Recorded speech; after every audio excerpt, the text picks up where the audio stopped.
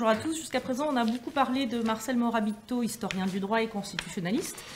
Et moi, j'ai choisi de vous parler d'un autre Marcel, un Marcel inconscient, un refoulé même, le théoricien du droit. Le Marcel, théoricien du droit. Mais arrêtez là.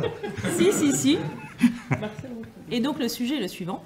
Qu'est-ce que le manuel, l'histoire constitutionnelle de la France de 1789 à nos jours, révèle de la théorie du droit, plus particulièrement du droit constitutionnel, développé par Marcel, même s'il s'en défend. Alors, j'ai fait donc le choix assez prudent de ne pas m'aventurer sur le terrain de l'histoire du droit, parce que je suis une constitutionnaliste de base, et que je suis entourée d'éminents spécialistes de la matière. Alors, cela étant, en préparant cette intervention, j'ai essayé de réfléchir à ce qui distinguait en réalité l'historien du droit constitutionnel du constitutionnaliste de base, avec un premier constat qui est que, contrairement à ce qui est soutenu par une partie de la doctrine, il me semble, moi, que l'histoire du droit constitutionnel est assez largement intégrée dans la science du droit constitutionnel, que ce soit dans les cours, que ce soit dans les manuels ou encore dans les travaux de recherche. Et d'ailleurs, on pourrait se poser la question de savoir si la place de l'histoire constitutionnelle dans le droit constitutionnel est ou non révélatrice d'une spécificité française, notamment dans ton introduction, tu dis « La France offre un champ d'investigation privilégié de par le nombre et la diversité de ses expériences ». Et peut-être que, mais je ne suis pas du tout... j'ai pas fait de recherche de droit comparé, mais je me demande s'il n'y a pas là peut-être une spécificité française.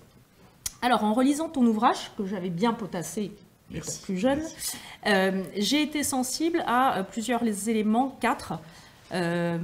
Tout d'abord, l'objectif de l'ouvrage. Alors, dans l'introduction, puis de toute façon, tu en as reparlé ce matin, dans l'introduction de l'ouvrage, tu poses la question comment livrer une histoire systématique de nos institutions, donc avec cette volonté de systématiser l'histoire, de l'ordonner, voire de l'intégrer dans un ensemble plus vaste.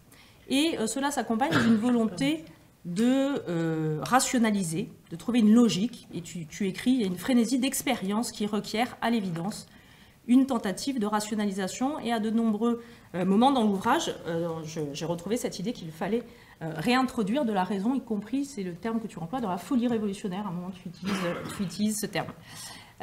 Alors au-delà, peut-être qu'il y a quand même une tentation d'assigner une finalité à l'histoire, même si c'est pas bien, mais je me suis posé la question à plusieurs reprises, notamment à propos de ce que j'appellerais, donc c'est un clin d'œil, une obsession syncrétique de Marcel, puisque à plusieurs endroits dans l'ouvrage, tu dis on évolue vers une synthèse, donc il y a plusieurs ouvrages, tu parles de cette synthèse et d'une forme de dialectique, thèse, antithèse, synthèse.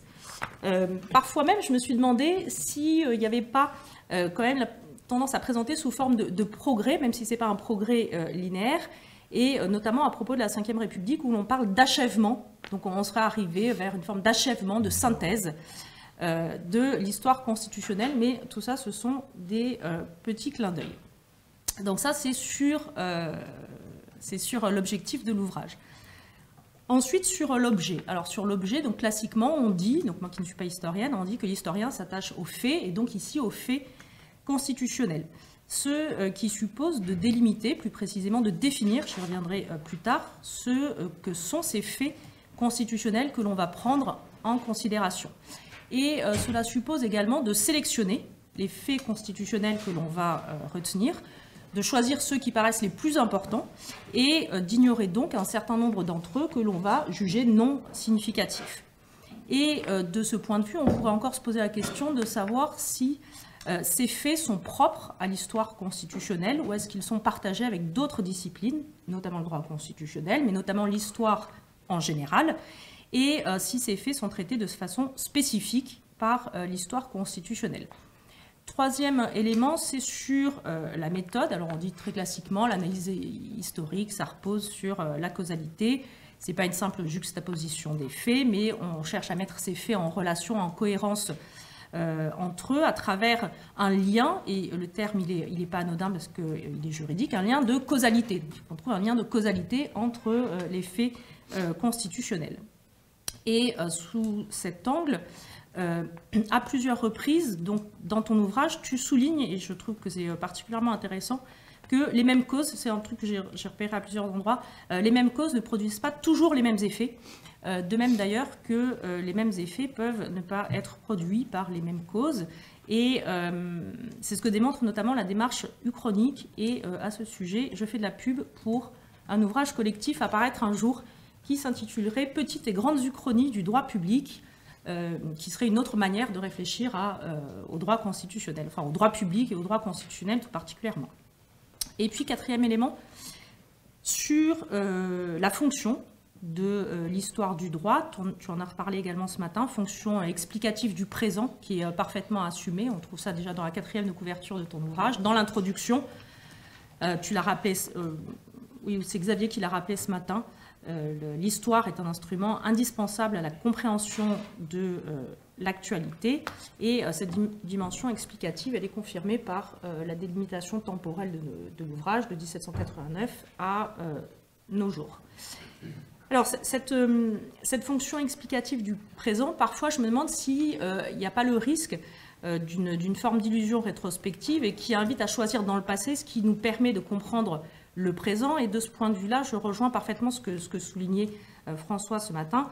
Par exemple, sur faible valorisation jusqu'à présent de ce qu'on pourrait pourquoi pas appeler la tradition juridictionnelle, même si tu n'identifies pas parmi les traditions, mais peut-être que dans quelques années, grâce à la fameuse décision 2023-849, c'est ça que tu as dit, voilà, elle deviendra un objet d'étude privilégié. Alors, de sorte qu'au final, je ne suis pas du tout sûre d'avoir résolu mon interrogation sur ce qui sépare l'historien du droit constitutionnel du constitutionnaliste de base, mais c'est pas grave parce que j'ai finalement opté, et donc peut-être en raison de la difficulté de répondre à cette question, j'ai finalement opté pour une autre interrogation, donc Marcel Morabito, théoricien. Alors derrière ce terme un petit peu grandiloquent, ça revient à se demander quel est le cadre d'analyse théorique qui est retenu dans le Morabito. Donc il y a deux motifs qui justifient ce choix, le premier un peu facétieux, le second plus sérieux. Donc le premier, bon, c'est un petit clin d'œil, hein, comme vous l'aurez compris, et Marcel lui-même en a reparlé ce matin.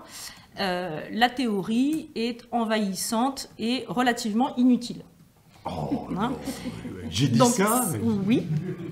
Et alors ensuite, j'ai des motifs un petit peu plus sérieux, donc un peu plus scientifiques, pour essayer de montrer en fait en quoi la théorie du droit, alors c'est un terme qui est un peu pompeux, en fait c'est un cadre théorique d'analyse, est utile, voire indispensable pour décrire le droit. Alors pour ce faire, donc je me suis appuyée sur ton ouvrage, sur la façon dont tu délimites ton objet d'étude et sur la façon dont tu la traites. Et puis je me suis dit que l'expression même, donc histoire constitutionnelle de la France, eh bien, ça peut recouvrir des objets très différents. Histoire de la Constitution, histoire du droit constitutionnel, des faits constitutionnels, des acteurs, des institutions, des idées constitutionnelles, etc. etc. Et donc je vais essayer de montrer que ton manuel révèle une certaine conception de la Constitution, une certaine conception du droit constitutionnel et au-delà une certaine conception du droit. Et donc trois questions qui s'élargissent finalement en cercle concentrique autour de Marcel Refoulé. Ces questions m'ont invité également dans un mouvement peut-être un peu plus réflexif à réfléchir et à éprouver moi-même mes propres conceptions de ces trois objets. Alors, quelle conception de la Constitution ?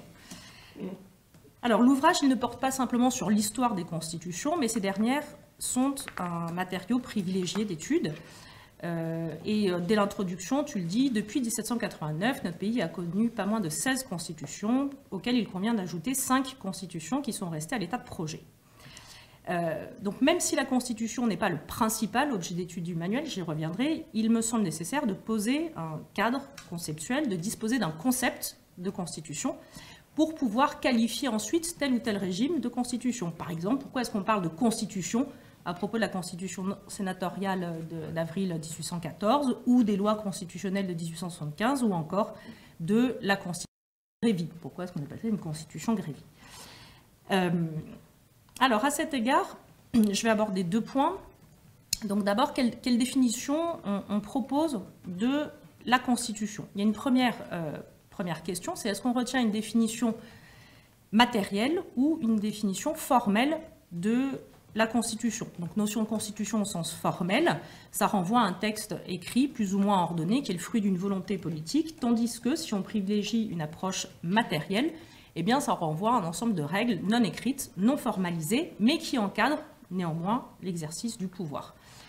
Et alors la tension entre ces deux définitions, elle est très clairement exposée dès le début de l'ouvrage lorsque tu évoques les problèmes constitutionnels, c'est le terme que tu emploies, les problèmes constitutionnels à la fin de l'Ancien Régime, et tu dis, si on privilégie le sens formel du mot constitution, on ne peut conclure qu'à l'inexistence d'une constitution sous l'Ancien Régime. Si au contraire on s'en tient au sens matériel, il est permis de le retenir comme désignant les principes traditionnels selon lesquels la France est organisée. Et en fait, cette tension entre ces deux approches, on va la retrouver tout au long du manuel. Alors quand tu présentes par exemple les lois fondamentales du royaume, tu dis bien la constitution de la monarchie, c'est un ensemble de lois et de principes qui, bien que non écrits, sont considérés comme inviolables en raison de leur ancienneté. Donc là, ça renvoie au sens matériel de la Constitution. En sens inverse, on pourrait dire le choix que tu as fait d'établir le point de départ de l'histoire constitutionnelle à 1789, ça renvoie plutôt à la dimension formelle de la Constitution, un texte écrit. Autre exemple, soutenir qu'il existe une constitution Grévy à partir de 1879, constitution qui est même une phase de séquençage chronologique de l'ouvrage, puisque la troisième partie, c'est 1879-1958, et bien là, ça repose sur une définition à nouveau matérielle et non pas formelle de la Constitution. Deuxième question, qui est liée à la première, c'est est-ce qu'on retient une définition procédurale ou substantielle de la Constitution ? Alors, ce que j'appelle la définition procédurale, il y a d'autres qui parlent d'approche formelle, mais alors du coup, ça me semble être un peu confus par rapport à la distinction que je viens de faire avant. Donc moi, je dis la définition procédurale définit la Constitution comme une norme qui est élaborée et révisée selon une procédure spécifique qui est renforcée par rapport aux autres normes du système juridique. En revanche, la définition substantielle, elle va identifier plutôt la Constitution à partir de son contenu, les institutions politiques, les droits et les libertés. Plus récemment, sans doute, c'est un mouvement plus récent, les normes, si l'on considère que la Constitution a vocation à prévoir le mode de production des autres normes.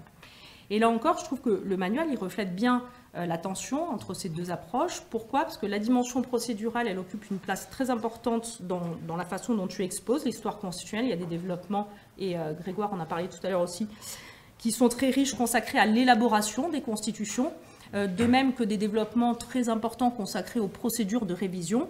Mais l'existence d'une procédure renforcée de révision n'est pas manifestement pour toi un obstacle à la qualification de la Constitution, ce qui permet par exemple de soutenir que les chartes de 1814 et de 1830 sont des constitutions, alors qu'il n'y a pas de procédure spécifique de révision.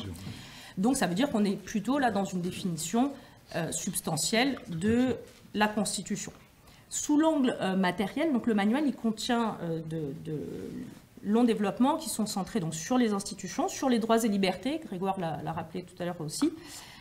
En revanche, il y a l'autre domaine, le dernier domaine du droit constitutionnel qui me semble assez en retrait, donc celui des normes. Je trouve qu'il n'y a pas grand-chose sur les normes, sur les rapports normatifs, même si c'est récent, on est bien d'accord.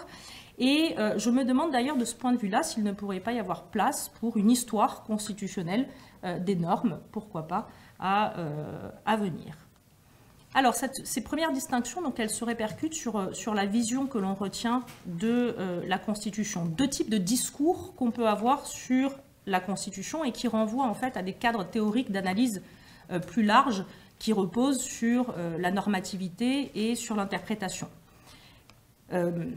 Deux questions à nouveau. Est-ce qu'on va privilégier la dimension politique ou la dimension normative de la Constitution? Donc très clairement, et tu l'as dit, l'approche la plus classique, la plus ancienne, c'est d'insister sur la dimension politique de la Constitution en disant qu'elle permet d'organiser les rapports entre les institutions, qu'elle a pour objet l'exercice du pouvoir politique, ce qui pourrait permettre d'ailleurs de parler d'un constitutionnalisme sans constitution.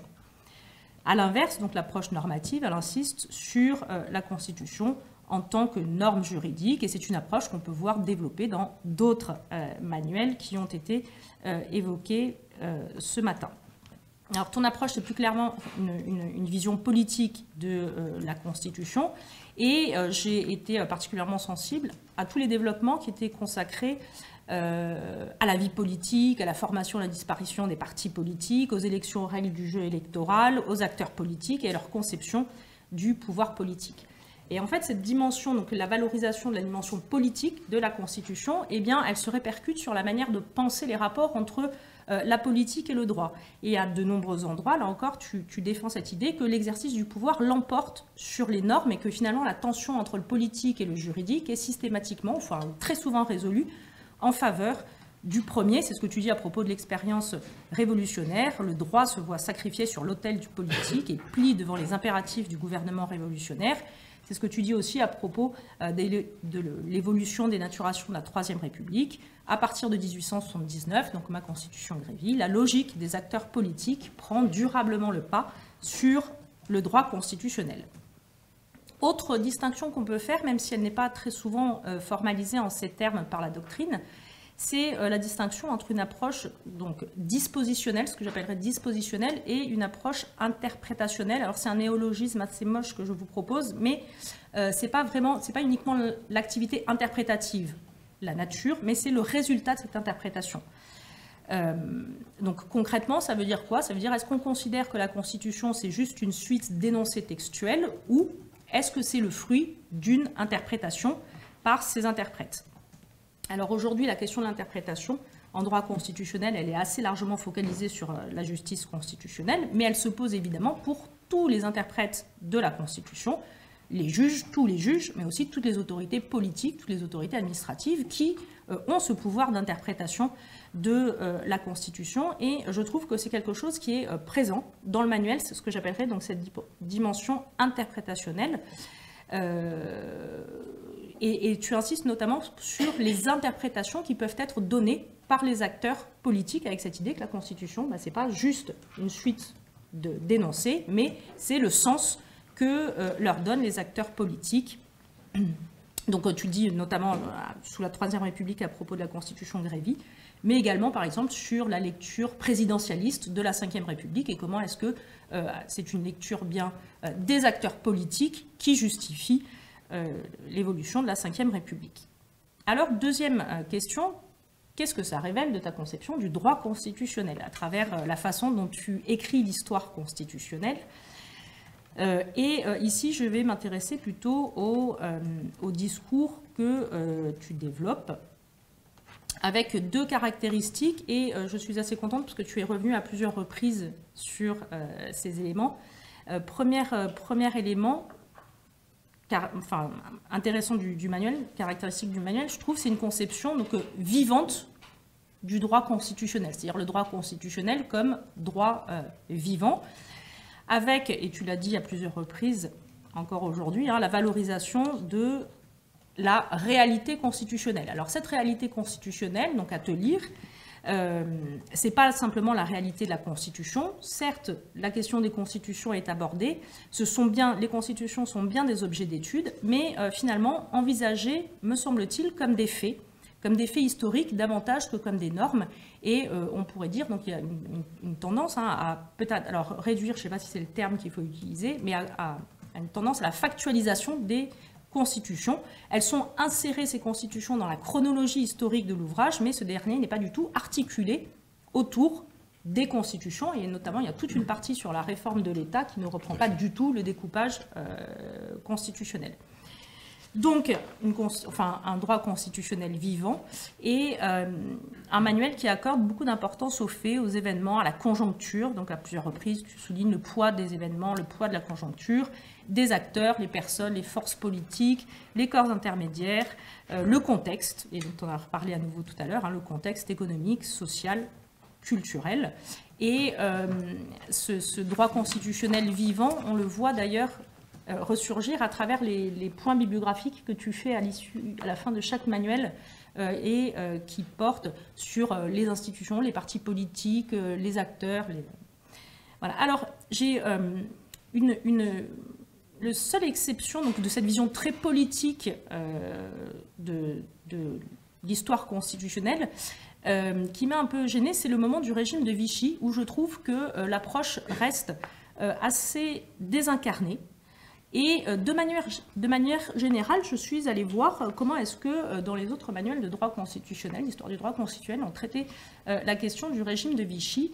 Et je pense qu'il y a, de manière générale, j'ai trouvé une très grande timidité, frilosité, c'est-à-dire on se contente de décrire voilà, quel est le projet de constitution et puis on va pas plus loin et j'imagine qu'il y aurait peut-être de la place pour une analyse un peu plus poussée.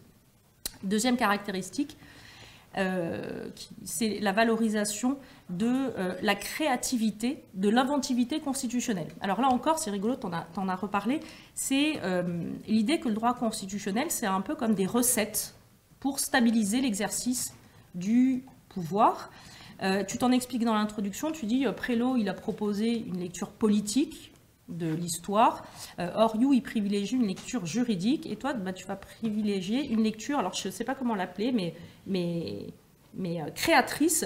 C'est-à-dire que tu utilises à plusieurs moments cette idée qu'il y a des recettes. Finalement, dans la première partie, tu vas retracer les éléments du mécano constitutionnel, 1789-1848. Et puis ensuite, selon les régimes, on va assembler ces différents éléments. Ce droit constitutionnel que tu défends, donc ce droit constitutionnel politique que tu défends, il se traduit, et ça aussi je trouve ça extrêmement intéressant, par l'intégration du discours constitutionnel. C'est-à-dire que dans ton appréhension du droit constitutionnel, tu intègres le discours constitutionnel, que ce dernier soit porté par les acteurs du jeu politique ou par les observateurs du jeu politique.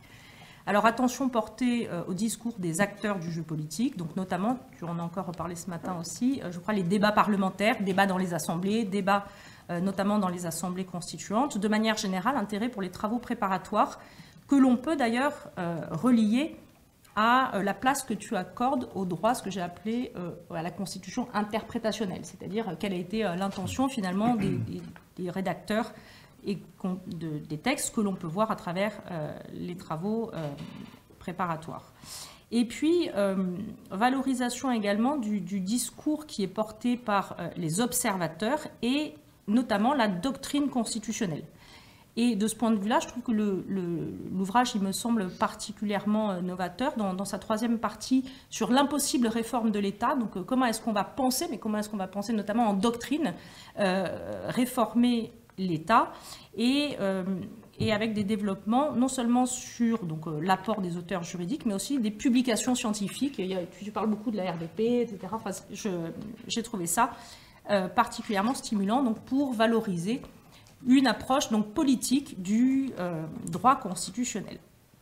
Alors, dernière question, peut-être la plus redoutable, qu'est-ce que cela révèle finalement de ta conception du droit ? Comment est-ce qu'on définit le droit ? Comment est-ce qu'on définit le droit ? Alors Marcel, je pense que tu es un réaliste politique. C'est-à-dire que tu t'intéresses au comportement des acteurs politiques et ce sont ces comportements des acteurs politiques qui permettent de révéler, d'identifier le droit constitutionnel et plus largement le droit dans son ensemble. Et à l'inverse, porte une assez faible attention aux normes juridiques, ce qui peut être replacé dans un débat assez actuel, donc une controverse doctrinale actuelle qui occupe les constitutionnalistes sur deux manières de voir le droit et de parler du droit constitutionnel. Donc l'opposition entre une vision qui relèverait du droit juridique et la seconde qui relèverait du droit politique. Alors le premier terme, il peut sembler un peu comme un pléonasme, un droit juridique, et puis le second comme un oxymore, un droit politique. Mais en gros, ce serait l'idée que l'école aixoise aurait privilégié une vision juridique, donc droit juridique, qui aurait colonisé, même c'est des termes qu'on retrouve dans cette controverse, une vision du droit juridique qui aurait colonisé le droit constitutionnel dans les années 90 et l'aurait réduit à l'étude de la norme constitutionnelle et de la jurisprudence du Conseil constitutionnel. Et donc aujourd'hui, on assisterait, donc c'est ça l'objet de cette controverse, aujourd'hui on assisterait à une revanche du droit politique, c'est-à-dire le droit qui valorise la dimension politique du droit constitutionnel. Et donc, ton histoire constitutionnelle, elle s'inscrit assez nettement dans la deuxième approche que tu aurais peut-être donc du coup devancé, voire inspiré, Je suis pas en retard. puisque donc ton histoire constitutionnelle, elle remonte donc aux années 90, alors que cette controverse, là, elle remonte plutôt à la fin des années 2000. Donc, en fait, tu es un pionnier. Donc, voilà. Dernière remarque, pourquoi c'est important de savoir comment est-ce qu'on définit le droit? Eh bien, c'est pour pouvoir distinguer le droit de son application et de son éventuelle violation. Et là, cette distinction entre le droit, l'application du droit, elle est présentée donc, dans ton manuel avec, je trouve, une grande importance attachée à la pratique, une grande valorisation de la pratique, de sorte que, à plusieurs endroits, on a l'impression que la pratique est considérée comme une manière de créer du droit. Alors, dans de nombreux passages, donc tu développes les pratiques du pouvoir, il y a certaines irrégularités ou certaines applications ou pratiques non conformes au droit qui peuvent être dénoncées. Donc par exemple, c'est ce que tu dis pour la Constitution Grévy, où tu dis à propos de la cohabitation, le mérite de la cohabitation sous la Ve République, c'est d'avoir reporté l'attention des juristes sur la Constitution dont la pratique gaulienne avait sacrifié la lettre sur l'autel de l'esprit, ce qui est quand même un sacré euphémisme quand on voit la pratique du pouvoir sous la Ve République. Mais je trouve que, de manière générale, ces applications irrégulières des normes, donc ces violations des normes, sont plutôt soit minorées. Ce que tu dis par exemple à propos de l'article 11, du recours à l'article 11 pour réviser la Constitution, tu dis il y avait bien une procédure spécifique avec l'article 89, mais c'est vrai que cet article 89, il suppose intervention parlementaire, donc c'est pas si grave si on recourt à l'article 11, je caricature un petit peu. Donc ça, mais je remets ça dans une controverse plus générale, hein. Soit ces violations, ces applications irrégulières de la Constitution, elles sont légitimes et par exemple la violation de la plupart des articles de la Constitution de 58 qui sont relatifs au pouvoir du président de la République, par exemple. Donc aujourd'hui, article 5 de la Constitution, il est méconnu. Article 8 de la Constitution sur le pouvoir de nomination, il est méconnu. Article 8, le gouvernement détermine et conduit la politique de la nation, bah non, pas du tout. Ce qu'on appelle pudiquement, ce que tu appelles flexibilité politique, qui résulte de la prééminence présidentielle, pour moi, c'est pas du tout de la flexibilité politique, c'est juste une application irrégulière de la Constitution. Soit encore, troisième tendance, c'est de découvrir un fondement juridique à ces pratiques inconstitutionnelles, mais c'est ce que beaucoup de gens font, c'est de dire c'est normal, il existe des coutumes constitutionnelles ou il existe des conventions constitutionnelles. Donc ça veut dire quoi? Ça veut dire simplement qu'on essaie de trouver un fondement juridique à des pratiques inconstitutionnelles. Et donc il en résulte une dialectique, me semble-t-il, particulière entre la pratique et le droit, avec cette idée que la pratique peut transformer le droit constitutionnel. Donc par exemple à propos de la charte de 1814, tu dis donc l'introduction du régime parlementaire fournit un exemple des plus typiques de la manière dont une constitution écrite peut être complétée, voire transformée par la pratique, ou à propos de la constitution Grévy. Et en conséquence, on a cette idée que le droit doit s'adapter à la pratique. Exemple de la 4e République, le droit ne parvenant pas à s'imposer aux faits, il lui restait en dernier recours à s'adapter à eux, avec la révision constitutionnelle de 54 et ce que tu dis, hein, la consécration constitutionnelle de la pratique. Et donc, je suis allée un peu vite à la fin, mais tout ça pour dire que finalement, tant du point de vue de ta conception de la Constitution, que ta conception du droit constitutionnel et ta conception du droit tout court, eh bien, le Morabito et son auteur s'intègrent très très mal dans l'école dite aixoise de droit constitutionnel, ce qui est tout à fait paradoxal, puisque tu es désormais rattaché à Aix-Marseille Université, où l'on est ravi de sa présence, qui permet d'alimenter le débat, de poursuivre les discussions doctrinales, d'entretenir l'amitié pour progresser ensemble dans l'analyse du droit constitutionnel. Et je voudrais dire ici, là, pour terminer, que le colloque d'aujourd'hui et les discussions qu'on a pu avoir invitent à une réflexion du coup, sur les méthodes des constitutionnalistes. Pourquoi pas un colloque avec les historiens du droit à Aix-Marseille sur écrire le droit constitutionnel tous ensemble. C'est super.